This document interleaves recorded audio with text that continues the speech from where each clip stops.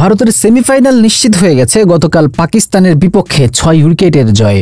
এই গ্রুপ থেকে সেমিফাইনালের জন্য আরেকটি জায়গা ফাঁকা আছে, আর এই জায়গার জন্য লড়াইটা ত্রিমুখী, নিউজিল্যান্ড, পাকিস্তান ও বাংলাদেশের। টুর্নামেন্টের উদ্বোধনী ম্যাচে পাকিস্তানকে হারিয়ে 2 পয়েন্ট পাওয়া এই লড়াইয়ে এগিয়ে আছে নিউজিল্যান্ড। রাওয়ালপিন্ডিতে আজ বাংলাদেশকে হারাতে পারলেই এই গ্রুপ থেকে সেমিফাইনালে ভারতের সঙ্গী হবে নিউজিল্যান্ড। 2 ম্যাচের 2টিতেই হেরে এই লড়াইয়ের সবার পেছনে আছে স্বাগতিক পাকিস্তানরা। তবে কাগজে কলমে এখনও পাকিস্তানের সেমিফাইনালে ওঠার সম্ভাবনা কিন্তু আছে। এর জন্য অবশ্য তাদের আপাতত নির্ভর করতে হবে বাংলাদেশের উপর।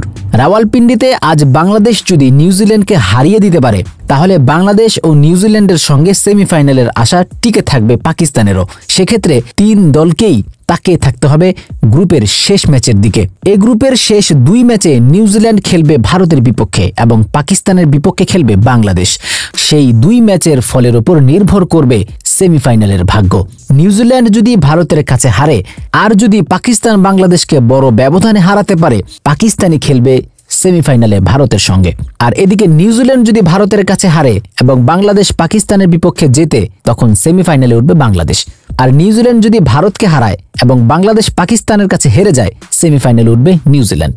এর বাইরেও একটি হিসাব থাকবে, নিউজিল্যান্ড ও বাংলাদেশ 2 দলই যদি নিজেদের ম্যাচ জেতে, তখন 2 দলেরই পয়েন্ট হবে 4 করে।